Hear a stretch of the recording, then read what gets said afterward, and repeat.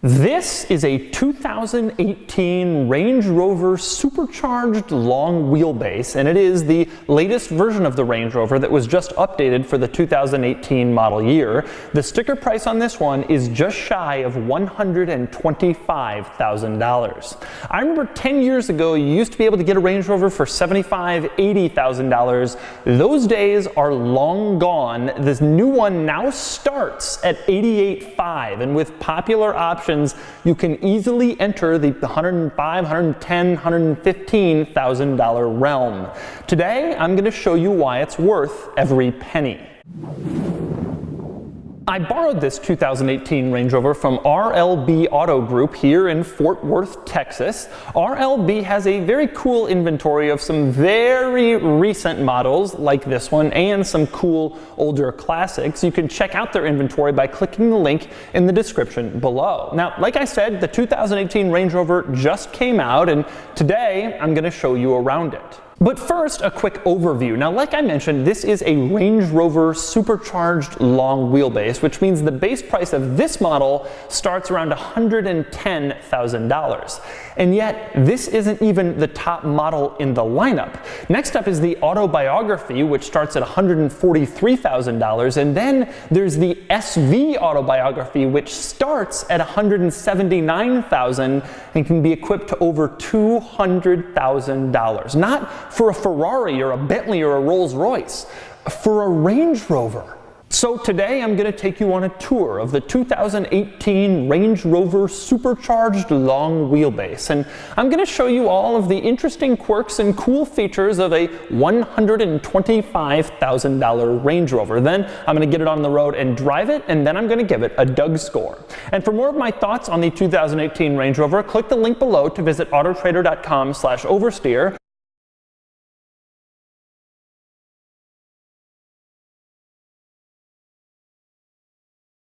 I'm going to start under the hood, the engine. This is, like I mentioned before, the Range Rover Supercharged. Now, the interesting thing about that is they're all supercharged. Even the base model now has a supercharged V6, but this is the only Range Rover Supercharged. It's sort of like how there's a Porsche 911 Turbo, even though the whole Porsche 911 lineup is turbocharged. Anyway, the base model has a supercharged V6 with somewhere in the neighborhood of 350 horsepower. This thing has a supercharged 5-liter V8 with 520 horsepower. Sports car numbers in a Range Rover.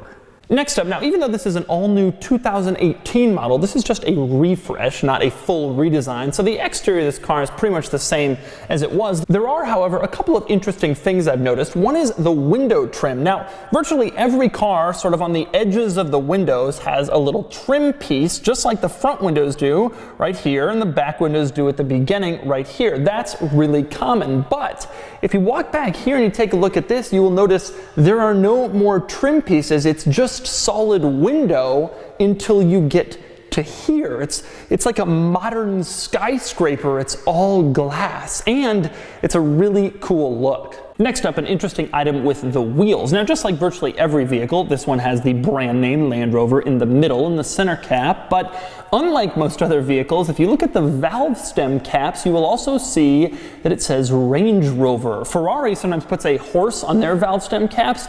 This car, they crammed the words Range Rover in there, just in case you forget what you're driving when you're doing a quick tire change. Next up, we got to talk about the rear lights, which are brand new for 2018 and already among my favorites in the car industry. Check this out. When you're driving along at night, the headlights are on, the rear taillights are lit up in red. That's obviously pretty standard, but check this out. Put on the turn signal and the part that was red suddenly becomes orange. It's like magic, and it looks really, really cool, you got to admit. That is a nice look that I've previously only seen on really high-end cars like Bentleys and Rolls-Royce. And I'm not done with the back because there is more interestingness back here. Check this out. This car has a camera in the back to serve as a parking camera. Obviously, all cars do now. But this car also has a rear washer. You can activate it up front. When you wash the rear window, it also washes the rear camera to prevent grime and dirt from building up on your rear camera and clouding your view when you're in reverse. That's a pretty incredible feature. Now, one of the most obvious features on the outside of the 2018 Range Rover is an updated LED light pattern that's just a little tighter and a little more angular than the previous one, but that's child's play. Us seasoned quirks and features spotters will instead turn our attention to the grille, which has this sort of interesting modern design throughout it that has the exact same pattern everywhere, except in one place, a little line that's supposed to be flat is instead egg-shaped to account for the Land Rover logo. Next up, a few other interesting items in back. Check this out. It has a power tailgate. Now that may not seem all that special to you, largely because most cars have a power tailgate, but the thing about Range Rovers is they have a clamshell. One opens up and the other one opens down. Now in the past, Land Rover said that they couldn't make a power tailgate simply because the owners want this so they can have picnics and tailgate from their Range Rovers, and that was too difficult to figure out with power operation. But they have figured it out, and check this out. You push the little button to close the power tailgate, and both items close automatically, so you don't have to do any work yourself. Next up, keeping in the cargo area, you probably saw all the stuff back here. You might be wondering, what exactly is all that? Well, it's all the stuff you get when you buy a new Range Rover. I will start with Click and Go. This is a little plastic thing that clips into the front seat headrest for the rear seat passengers to use. It's basically this universal solution where if you stick it in place, you can then use it as a base for a wide range of different items. For example, you can use it as a hook or a hanger for your clothes. That would be Click and Hook and Click and Hang. You can also attach a base to it so you can use a laptop if you're in the back seat, or you can put in an iPad holder so that your children can watch an iPad as you're driving them down the street. That's one of the items in the back here. Another one is this giant white box. That would be the cargo storage organizer. You can stick that here and it will kind of separate your cargo if you're coming home from the grocery store and you don't want stuff to roll around. You also have an all-weather rubber mat for the cargo area. You have your traditional floor mats. There's also this little Land Rover bag, which is really a lunchbox, if we're being completely honest with ourselves, but it's an interior car care kit with various cloths that you can use to wipe down your leather. And speaking of which, you also get this. This is my personal favorite item in the back.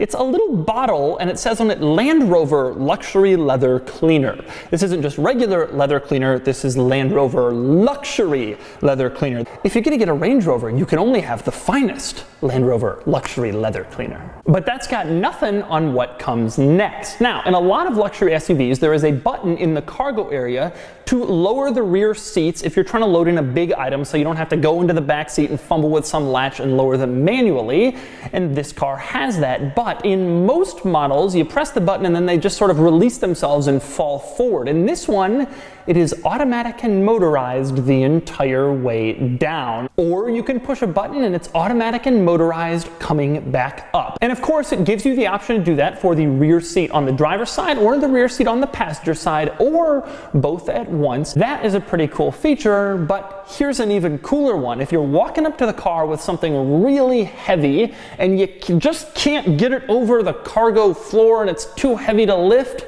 you can push a button and lower the Range Rover from the back. Push it, and the Range Rover uses its air suspension to lower a few inches, which allows you to get that heavy item into the cargo area.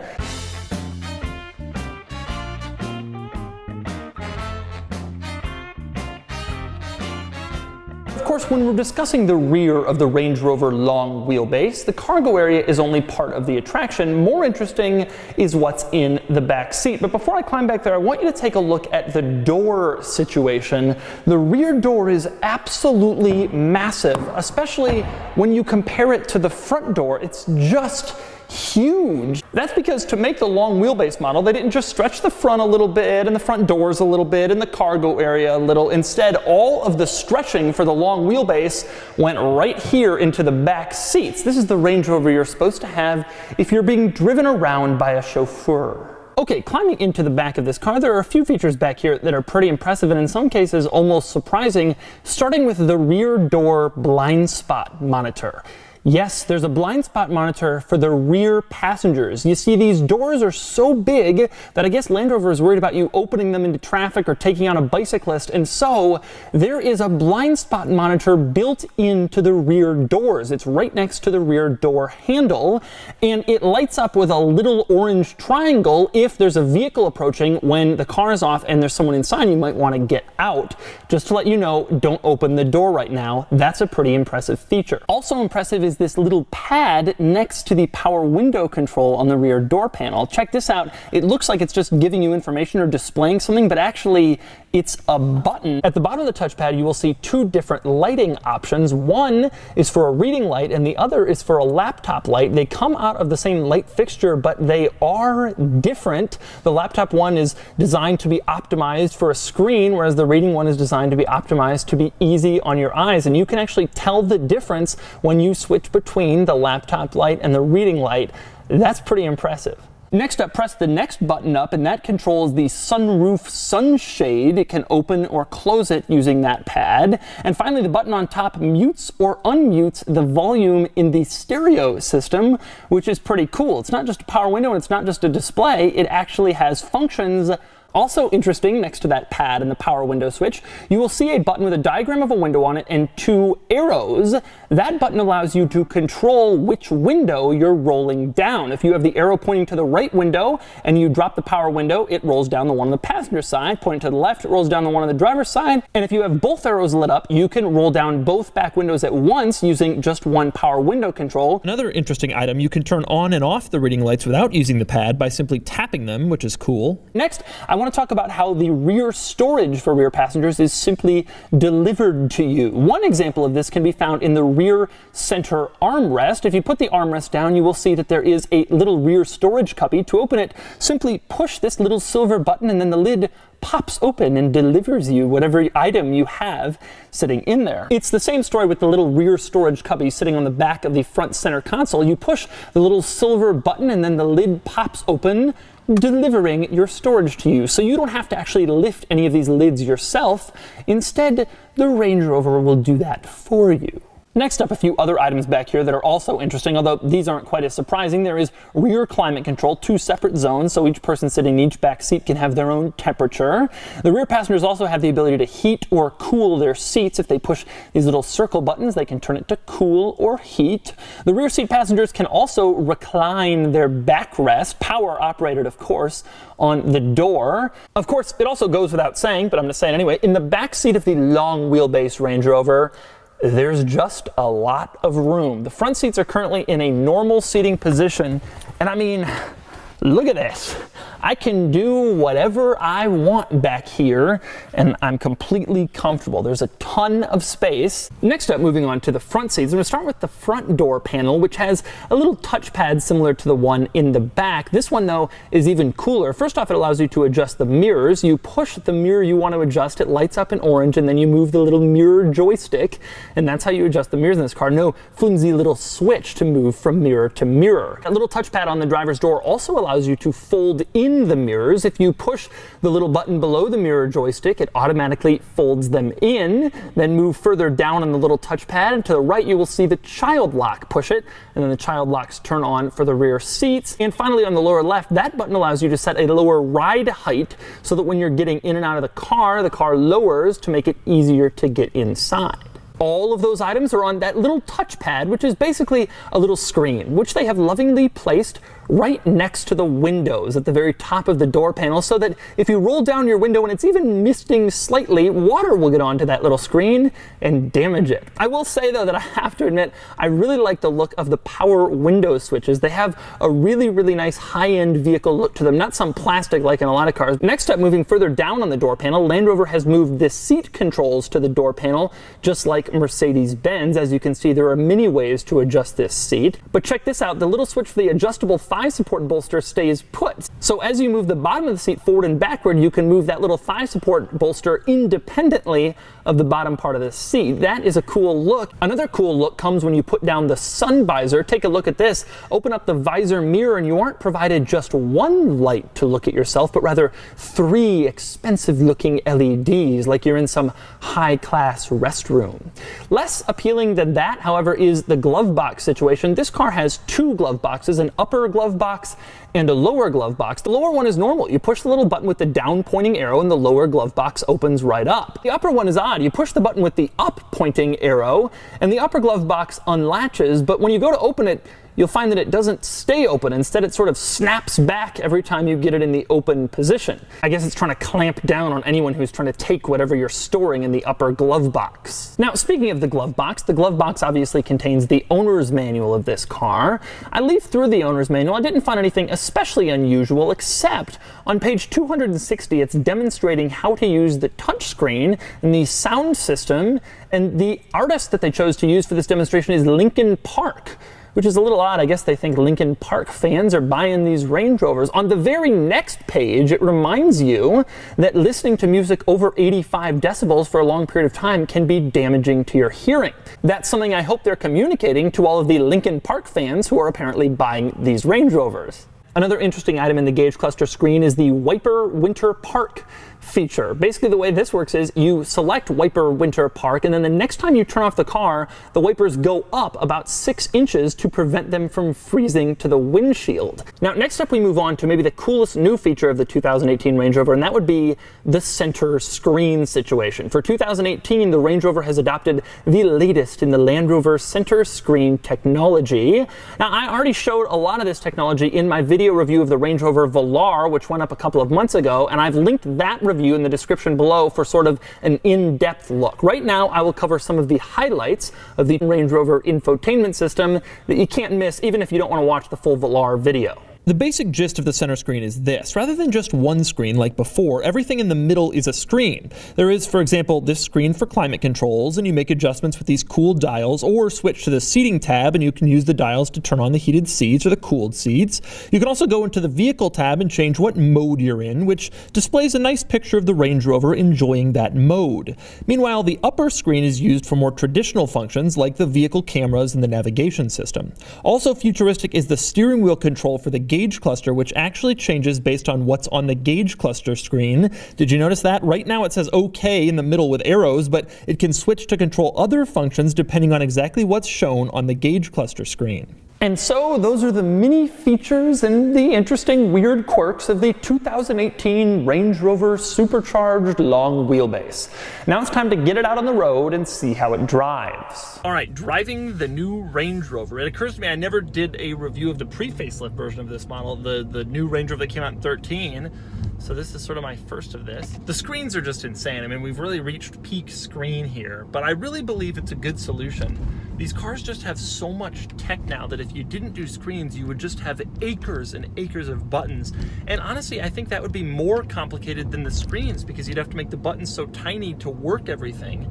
Now having the screens, you can just sort of devote each screen to each level. You know, there's the seats and the climate and the vehicle set, you know, and the settings. And that way you don't have to worry about trying to cram all these buttons in here. And each screen, although, oh, it's screens, I don't like screens, each one can be a little bit more simple. Now, the ride quality in this vehicle is just unbelievable. Just going over little bumps, it soaks up the ride just incredibly, incredibly well.